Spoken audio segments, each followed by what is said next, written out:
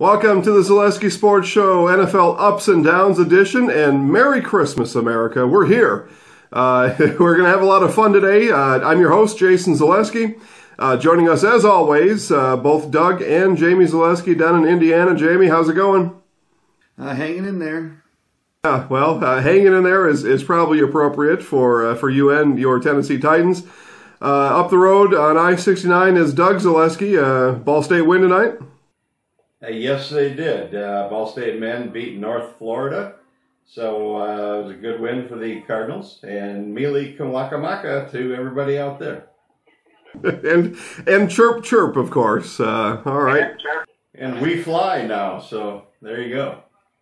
Wow. All right. All kinds of new ones coming at us. All right, well, we will get this Christmas edition show on the road. If this is your first time tuning into NFL Ups and Downs, this is where we each go around the horn telling each other about our NFL up or something good happening in the NFL, and an NFL down or something that's not quite right, and then we discuss as a group. So with all that being said, we got two Hawaiians, I guess, down in Indiana today. We'll start with Doug first, since he's hot off the presses from his Ball State game. Doug, your NFL up. NFL up is Mr. Jimmy Garoppolo, the starting quarterback for the San Francisco 49ers. He won on Sunday. He is now 5-0 as a starting quarterback in the NFL. 2-0 with the Patriots a year ago, 3-0 with the 49ers this year.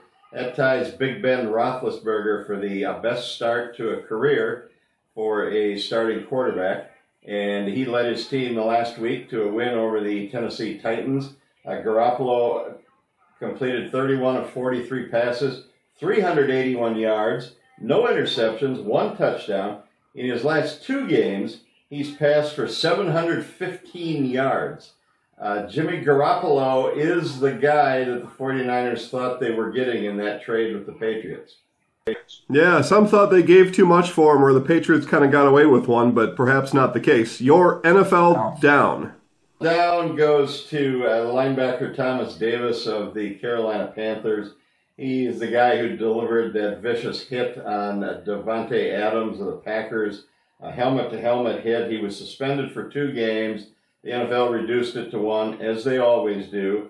Thomas Davis showed some remorse, but come on, this is a guy who has been fined 6 times in his career for $122,000 for things on the field, including this is his 3rd helmet-to-helmet hit. I know football's a fast game, and sometimes you get put in an awkward position, and it's an accident, but come on, I don't think 3 helmet-to-helmet hits is an accident anymore. I think this guy's a headhunter. Here's what I don't get about the NFL.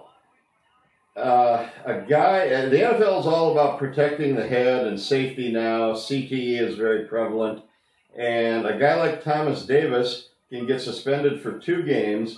This is his 2nd offense, and now his suspension is reduced to 1 game. An NFL player who has a marijuana charge against him as a 2nd offense gets 4 games. So if you smoke marijuana, you get 4 games. If you deliver a head-to-head blow that could ultimately cause CTE in another player, you get 2 games and it's reduced to 1. I don't quite get it. NFL, are you about safety or not about safety? Jamie, Thomas Davis, a former NFL Walter Payton Man of the Year, maybe that bought him some leniency? I'm not sure. I think they gave him 2 games because they knew on appeals they would drop it to 1. I think my issue is more with the NFL than Thomas Davis. How there's no consistency in how they hand out these punishments. So Rob Gronkowski. No consistency at all, and the marijuana thing is a prime example. There's no leniency on marijuana. You get suspended 4 games for a 2nd offense. It's never reduced. But these head-to-head hits, they're always reduced. I just don't like how Rob Gronkowski gets 1 game and Thomas Davis gets 2. I don't understand that. I think Rob Gronkowski's is worse. Happened after the play, out of bounds, where Thomas Davis was on the field. Yeah, I agree. And Gronkowski's was intentional. You could maybe argue that Davis's may not have been intentional, as that word is defined. Let's see. Speaking of intentional, Jamie, you may have intentionally watched Jimmy Garoppolo. Your thoughts? Well, going back to last year's draft, I'm surprised more teams weren't willing to give up first-round draft picks for him. You need a quarterback in this league, and teams weren't willing to do it. They finally got a second-rounder for Garoppolo. I'm not surprised he's doing well. He's a handsome man. He throws the ball well. He's got everything going for him. Okay, well, I guess that could go a long way towards trade value if you're just a good-looking guy. I don't know, maybe Jim McMahon wouldn't have had the same trade value because of his less than stylish looks. I'm not sure. Okay, those are all the comments I'll have on Doug's up and down. So, Jamie, we'll go to you for your NFL up. My NFL up is going to be part Kansas City Chiefs, part Kareem Hunt. After losing a lot of games in October, November, they have seemed to get back on track these last couple weeks. Andy Reid quit calling plays 2 weeks ago. For the last 2 weeks, they've scored more on offense. They've looked like an NFL team again. Kareem Hunt last week had 200 all-purpose yards, a couple touchdowns. So they are my NFL up for the week. Yeah, and beat a playoff challenger in the San Diego Chargers. Jamie, your NFL down. So my NFL down is going to go to the Cincinnati Bengals. Maybe a little bit at Marvin Lewis for saying he's done, and the players for saying, okay, if he's done, we're done. Andy Dalton had a 2.5 QBR in that game. Just pathetic performance by the Bengals all around. Everybody. Hey, I happened to be intentionally at that Vikings-Bengals game on Sunday. And after the pick six to Hendricks, Dalton just walked off the field like it was no big deal. He had no disappointment or disgust in his effort, and he was later benched during that game. Doug, your thoughts? Chiefs, it seems as though they've rescued themselves at an opportune time here. Inside track now in the AFC West title. In that little picking contest that the three of us do on my radio show, I was the only guy astute enough to take the Chiefs at +1 at home. It was my lock of the year, and they won comfortably, so I'm not surprised by that. And you're down, Andy Dalton, 2.5 QBR. What does that translate into passer rating? This ESPN made-up QBR stat I don't get. What is that on the passer rating scale? On the passer ratings, I think it's a negative number. It's pretty bad, yeah.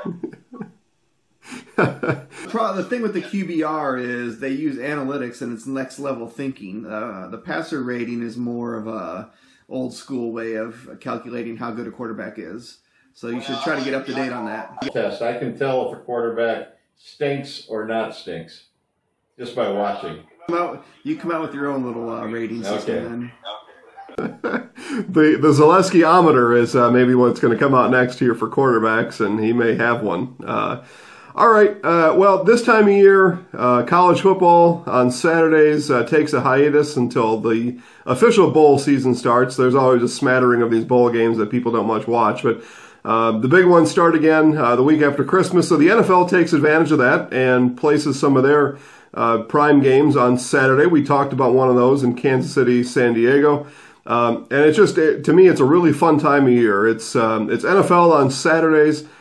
Just one extra day during the week, and I don't even really regard Thursday as an NFL day, but Saturday becomes an NFL day. There'll be Saturday games again this week. The eve of Christmas Eve, we'll have 2 more games on it. Just a fun time of year to have those Saturday games and watch the NFL for an entire weekend. And then college football will come back here in a little bit.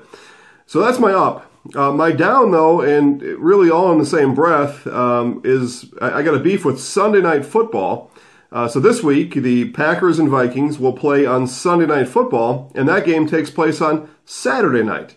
So I don't know. I think if you've got a brand name, I understand you want to protect your brand and your theme, but come on, guys, what's the big deal? Change it to Saturday Night Football, make it make sense on the calendar, and just, I don't know, make it good. So those are my ups and downs. Overall, though, guys, just real happy for Saturday football. Let's see, Jamie, we'll go back to you right away.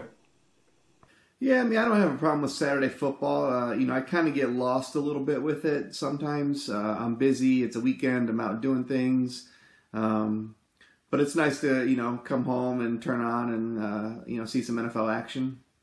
As far as your NFL down, I didn't even pay attention. I didn't know it was Saturday night or Sunday night. Well, so maybe their message isn't getting through. Jamie, Saturday's activities normally are a triple latte with whip, skinny, venti, and a shot of flaxseed. Doug, your thoughts on Saturday football? I'm with Jamie on this Sunday night football on Saturday. I don't know, who cares? I'm probably not going to watch it either way because football is that uninteresting to me, the scope of the NFL these days. You're up. I would take offense to your characterization of the bowl games, all these bowl games not being important.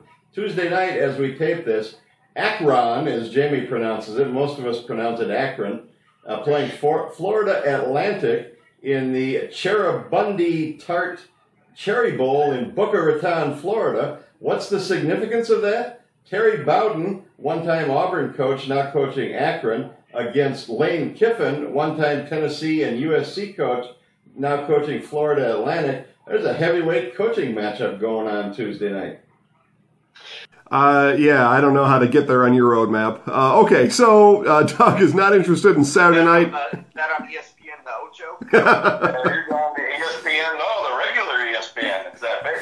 It's right after Dodgeball, which will take place right before the Packers, and Doug decides not to watch Saturday Night Football to see his Packers take on the Vikings, who are the NFC North champs, and I don't know. Okay, very good. I don't blame them.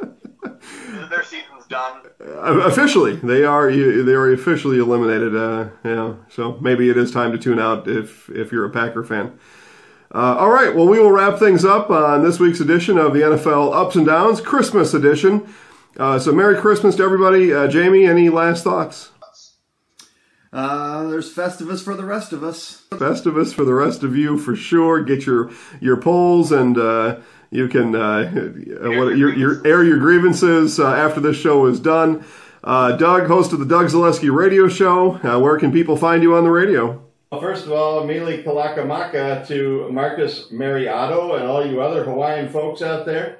The Doug Zaleski radio show, daily, Monday through Friday, 3 o'clock Eastern Time, 102.9 FM, 1340 AM, and WXFN.com. You can also get it on the WXFN app. Just download it to your phone. And the replay is available the next morning on the Doug Zaleski Show Facebook page and the Doug Zaleski Twitter machine.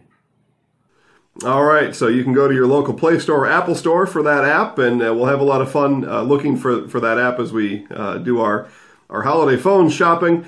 And then, again, we're going to welcome our brand new audience all over central Wisconsin, Wausau, Stevens Point, Wisconsin Rapids, Marshfield, Abbotsford, Neillsville, and everywhere in between. Thanks for watching, and we will see everybody next week.